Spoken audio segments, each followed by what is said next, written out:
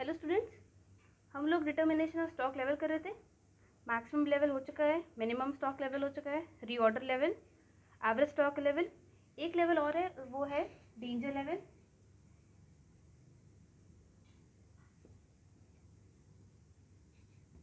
ये fifth level है। पहले ये लिख लें, होता क्या, इसकी डेफिनेशन लिख लें। लिख लें, this is a level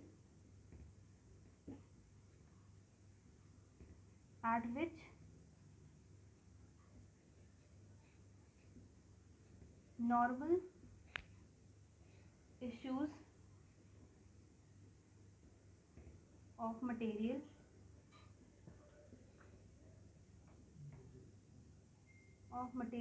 are stocked and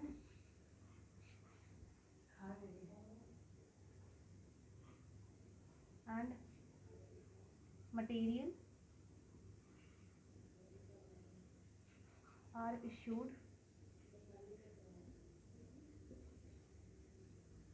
for important jobs only. Important job only, ठीक है। लिखा हुआ आगे लिख लें, this level is generally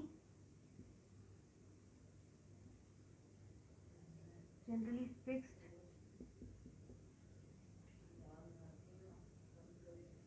somewhat below the minimum level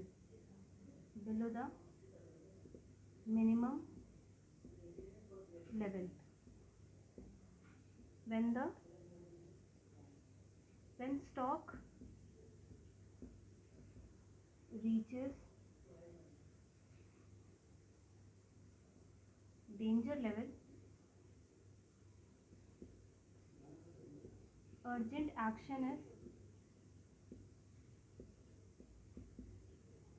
is needed,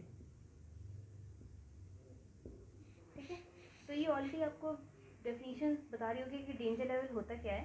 तो डेंजर लेवल वो लेवल है जो मिनिमम लेवल के भी नीचे हो जाते हैं। जब स्टॉक्स जो होते हैं वो मिनिमम लेवल के भी नीचे हो जाते हैं, और फिर क्या होता है कि प्रोडक्शन को जो मतलब स्टॉपेज ना हो, उसको अवॉइड करने के लिए हम लोग क्या करना होता है कि हम लोग को तुरंत उसको ऑर्डर करना होता है कि हमें मटेरियल चाहिए, ताकि हम अपना जो प्रोडक्शन है वो स्टॉप ना होने दें, ठीक है। तो उसका फॉर्मूला लिख लें, danger level equals normal consumption into maximum reorder period under emergency condition।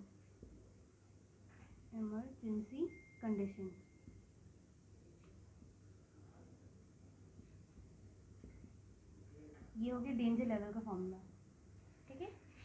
तो डेंजर लेवल क्या है? This is a level at which normal issues of material are stopped and materials are issued for important jobs only. This level is generally fixed somewhat below the minimum level. When stock reaches danger level, urgent action is needed, ठीक है। Danger level formula क्या है? Normal consumption into maximum reorder period, ठीक है। तो अब हम लोग एक क्वेश्चन करते हैं इसी का, जिसमें डेंजर लेवल भी इंक्लूड होगा। डेफिनेशन को पहले नोट कर लें।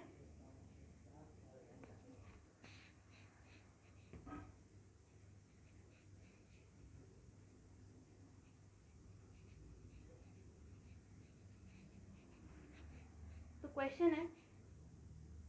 में नॉर्मल यूसेज दिया हुआ है। Normal usage means average usage जो हमारा है वो है 200 यूनिट्स का। 200 यूनिट्स, ये हम लोग कर रहे हैं स्टॉक लेवल,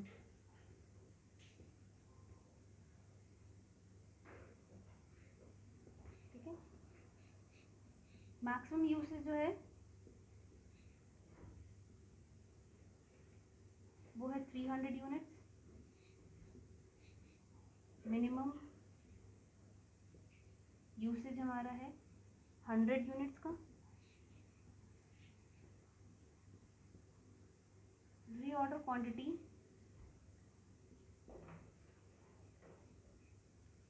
1500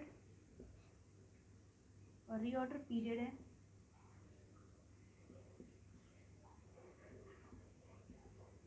4 to 6 वीक्स। ठीक है, तो ये क्वेश्चन हो गया हमारा। नॉर्मल यूसेज है 200, मैक्सिमम यूसेज है 300, मिनिमम है 100 और रीऑर्डर क्वांटिटी है 1500 यूनिट्स। रीऑर्डर पीरियड है 4 to 6 वीक्स। ठीक है, तो पहले तो कैलकुलेट करना होगा रीऑर्डर लेवल क्या होगा। तो फर्स्ट कैलकुलेशन सेम वही कैलकुलेशन आएगी। पहले हम लोग कैलकुलेट करेंगे रीऑर्डर लेवल, सेकेंड कैलकुलेट करेंगे मिनिमम लेवल, थर्ड कैलकुलेशन आ रही है मैक्सिमम लेवल,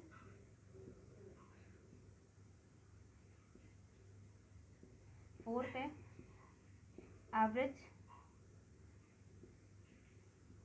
स्टॉक लेवल और फिफ्थ है डेंजर लेवल या डेंजर लिमिट। ठीक है, तो ये 5 चीज़ें हमें कैलकुलेशन करनी है। क्वेश्चन पहले नोट कर लें।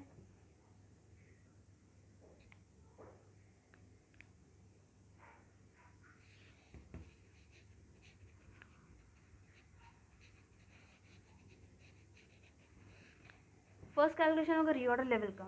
ठीक है, रीऑर्डर लेवल, तो रीऑर्डर लेवल का फॉर्मूला क्या होता है। रीऑर्डर फॉर्मूला है maximum consumption into maximum reorder period. ठीक है, ये फॉर्मूला है हमारा। तो maximum consumption into maximum reorder period. ठीक है, तो मैक्सिमम कंजम्पशन इसमें क्वेश्चन कितना दिया हुआ है। मैक्सिमम कंजम्पशन ऑल दिया है 300 और मैक्सिमम रीऑर्डर पीरियड जो है वो है हमारा 4 to 6 वीक्स का। तो 4 मिनिमम होगा, 6 मैक्सिमम हो जाएगा, तो ये हो जाएगा 1800 यूनिट्स का रीऑर्डर लेवल। ठीक, सेकेंड निकालना क्या है, मिनिमम लेवल।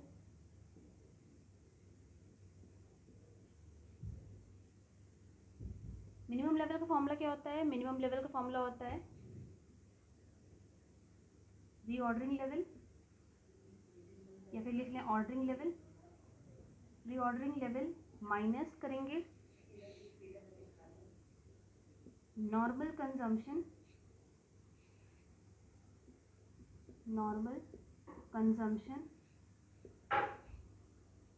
इसमें मल्टीप्लाई कर देंगे नॉर्मल रीऑर्डर पीरियड। ठीक है, तो normal consumption into normal reorder period. ठीक है, तो रीऑर्डरिंग लेवल कितनी दी हुई थी। रीऑर्डरिंग लेवल हमारी निकल चुकी थी पहले पॉइंट में, वो है 1800। ठीक है, माइनस करेंगे नॉर्मल कंजम्पशन कितना है। नॉर्मल कंजम्पशन और क्वेश्चन में ऑलरेडी गिवन है 200 यूनिट्स का। ठीक है, और नॉर्मल रीऑर्डर पीरियड कितना है। नॉर्मल रीऑर्डर पीरियड दिया नहीं है, नॉर्मल रीऑर्डर पीरियड निकालेंगे। तो नॉर्मल कैसे निकालेंगे वो यहाँ पर वर्क नोट बना दे रहे हैं। नॉर्मल निकालने के लिए, नॉर्मल रीऑर्डर पीरियड निकालने के लिए क्या करना है, जो मैक्सिमम है, मैक्सिमम रीऑर्डर पीरियड जो है ऐड कर देंगे मिनिमम रीऑर्डर पीरियड, डिवाइड कर देंगे 2 से। तो जो मैक्सिमम है वो है 6, मिनिमम है 4 अपॉन 2, तो ये हो जाएगा 10 अपॉन 2, ये हो जाएगा 5। तो यहाँ पे लिख देंगे 5। ठीक है, तो पहले ब्रैकेट सॉल्व कर लेंगे, उसको वर्क नोट कर लीजिए। फिर क्या करेंगे 1800 माइनस कर देंगे 1000, फिर 1800 minus 1000 is equals to 800 units. ये हो गया हमारा minimum reorder period, minimum level निकल आया। ठीक है, तो पहले वर्किंग नोट बनाना बहुत ज़रूरी है, वहाँ दिखा दीजिएगा। यहाँ पे तो यहाँ पे दिखा सकते हैं, यहाँ पे भी 4 5 की जगह ऐसे सॉल्व करा जा सकता है। जैसे हम लोग लिखते हैं कि 4 + 6 अपॉन 2, तो यहाँ पे दिखा देंगे 5 होगा आंसर। दूसरे स्टेप में दिखा देंगे कि यहाँ पे 5 होगा आंसर। ठीक है, वो भी कर सकते हैं आप।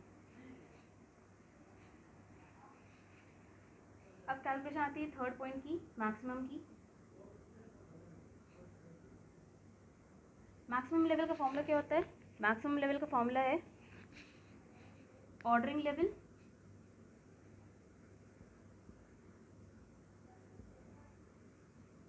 ऑर्डरिंग लेवल, कुछ बुक्स में ऑर्डरिंग लेवल दिया रहता है, कुछ बुक में रीऑर्डरिंग लेवल दिया रहता है, वही सेम चीज़ है।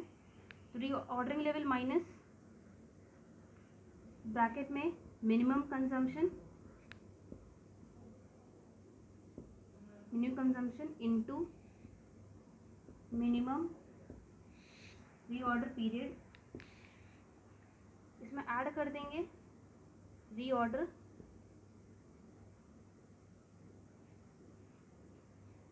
क्वांटिटी।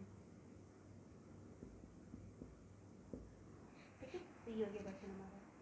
तो ये फॉर्मूला है हमारा। अब इसका सोल्यूशन कैसे करेंगे वो देखते हैं। तो ऑर्डरिंग लेवल सेम है 1800 का, ठीक है, तो ऑर्डरिंग लेवल सेम रहेगा, बस चेंज क्या होगा, मिनिमम कंजम्पशन हमें दिया हुआ है, मिनिमम रीऑर्डर पीरियड दिए, रीऑर्डर क्वांटिटी। ठीक है, तो देखते कैसे करना है इसको।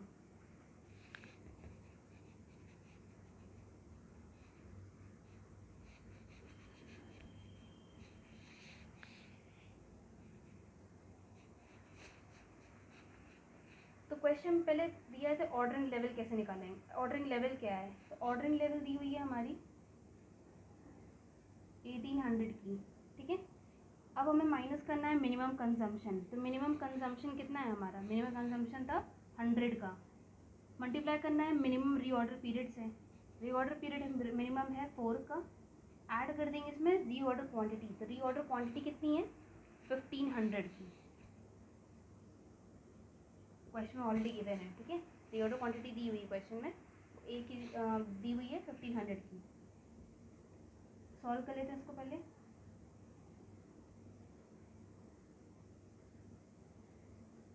इसको सॉल्व कर लेंगे तो आंसर आ जाएगा 2900 यूनिट्स। तो मैक्सिमम हमारा आ गया है 2900 यूनिट्स का। फोर्थ क्वेश्चन पे आते हैं, 4 पॉइंट पे एवरेज है।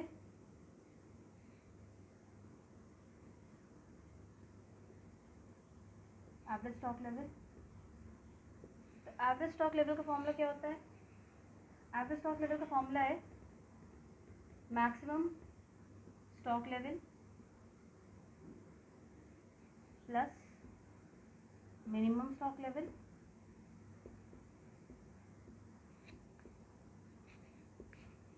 डिवाइड कर देंगे 2 से। तो मैक्सिमम कितना निकल के आया 2900 और मिनिमम निकल के आया था हमारा, मिनिमम आया था 800, ठीक है। डिवाइड कर देंगे 2 से, तो ये आ जाएगा हमारा 2900 प्लस कर देंगे 800 से, तो आ जाएगा हमारा 3700 अपॉन 2, ये आ जाएगा हमारा उसमें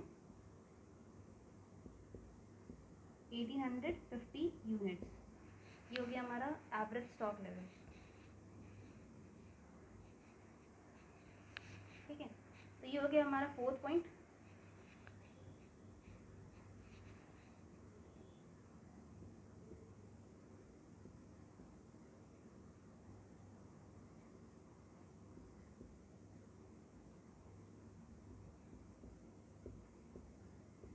अब आते हैं 5th पॉइंट, जिसके लिए हमने डिस्कशन किया था ये आज का जो क्लास है डेंजर लेवल का।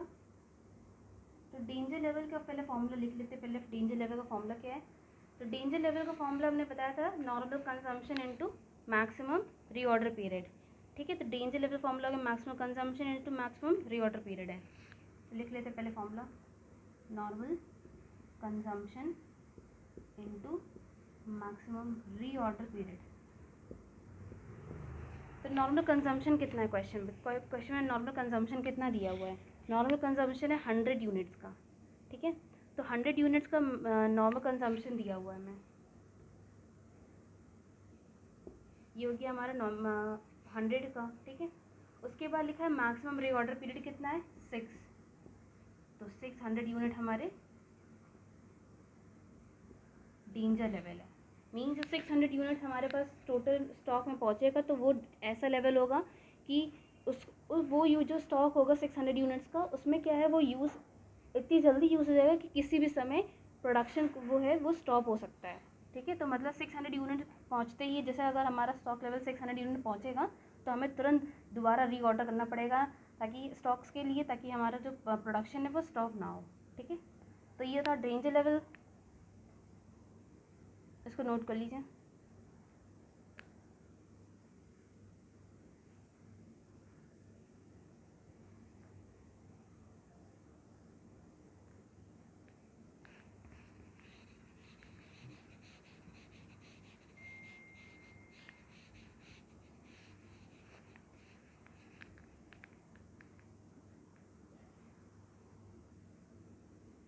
ये था डिटर्मिनेशन ऑफ स्टॉक लेवल। अब हम लोग करते हैं EOQ। आज की क्लास हम सिर्फ समझा देंगे EOQ होता क्या है, डेफिनेशन लिखवा देंगे, क्वेश्चन इसकी नेक्स्ट क्लास में करते हैं। ठीक है, EOQ क्या है, इसका फुल फॉर्म लिख लें पहले तो। ये है इकोनॉमिक ऑर्डर क्वांटिटी। ठीक है, तो EOQ का फुल फॉर्म क्या है, economic order quantity.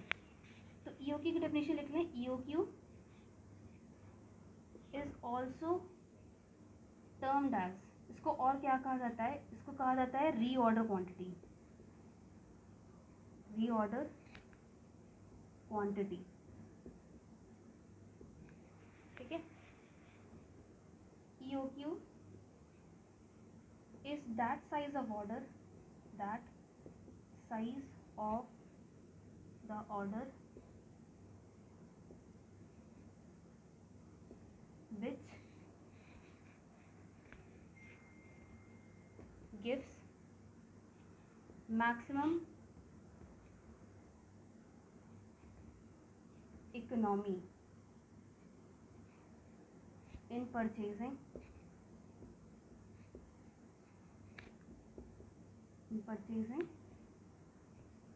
any material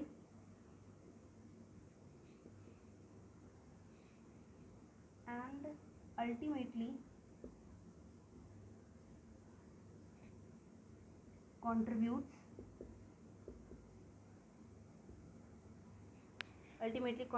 towards maintaining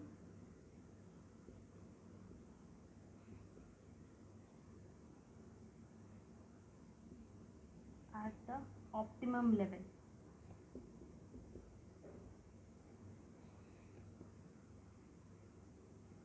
And at minimum cost। ठीक है, तो ये होगी डेफिनेशन। डेफिनेशन क्या है, economic order quantity is also termed as reorder quantity. Economic order quantity is that size of order which gives maximum economy in purchasing any material and ultimately contributes towards maintaining the material at the optimum level and at minimum cost। तो economic means order quantity को और क्या कहा जाता है, reorder quantity। reorder quantity क्यों कहते हैं, ताकि ये वो लेवल है, हम लोगों ने पहले में पढ़ा था कि reorder quantity क्या लेवल होती है कि कौन से लेवल पहुँचते ही हमें दोबारा ऑर्डर देना होगा। जैसे प्रीवियस क्वेश्चन 1500 यूनिट्स का दिया था, तो 1500 यूनिट्स में क्या था, रीऑर्डर क्वांटिटी थी, दोबारा कितनी क्वांटिटी मंगाई गई है।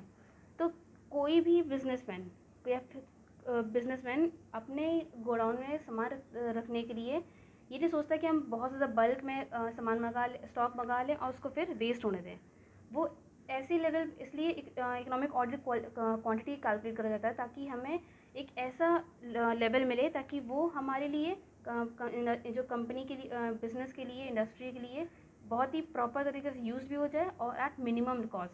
मतलब हमारे पास अच्छे लेवल, जो स्टॉक लेवल वो प्रॉपर हो, ना मैक्सिमम हो ना मिनिमम हो, एवरेज में हो और एट अ मिनिमम कॉस्ट, बहुत ही कम कॉस्ट में हमें वो मिल जाए। ठीक है, तो उसका फॉर्मूला लिख लें। EOQ का फॉर्मूला है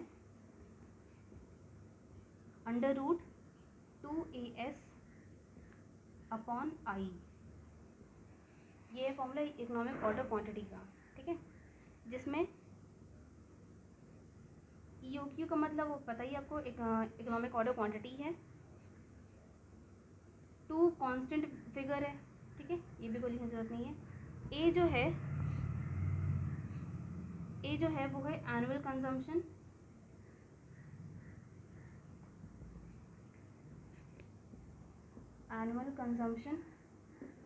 एस है कॉस्ट ऑफ प्लेसिंग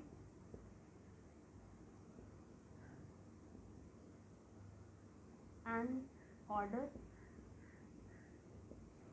और आई जो है वो है annual carrying cost, annual carrying cost. ठीक है, ये तीन चीज़ें। तो ए का मतलब होता है एनुअल कंजम्पशन, साल भर में कितना कंजम्पशन होना है। एस का मीन्स है cost of placing an order, एक बार ऑर्डर को प्लेस ऑर्डर को प्लेस करने में कितनी कॉस्ट आती है। और आई का मतलब क्या है, एनुअल कैरिंग कॉस्ट। ठीक है, तो ये थे इसके फॉर्मूले। इसके एजम्पशन लिख लें।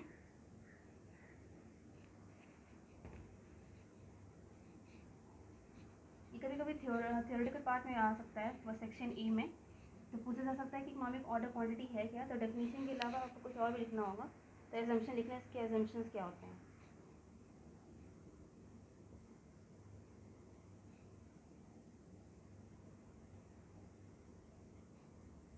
फर्स्ट एजम्पशन लिख लें, price of the item remains constant,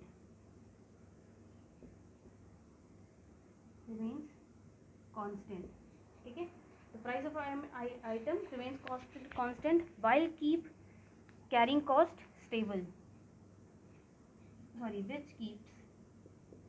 which keeps carrying cost stable। Second point है ordering cost per unit is constant। Third है purchase price of material per unit is constant. Fourth point है as soon as previous stock is finished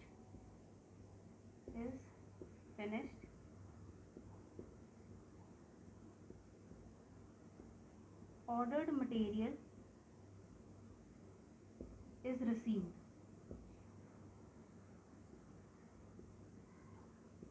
ठीक है, तो ये थे कुछ assumptions, इसको नोट कर लीजिए।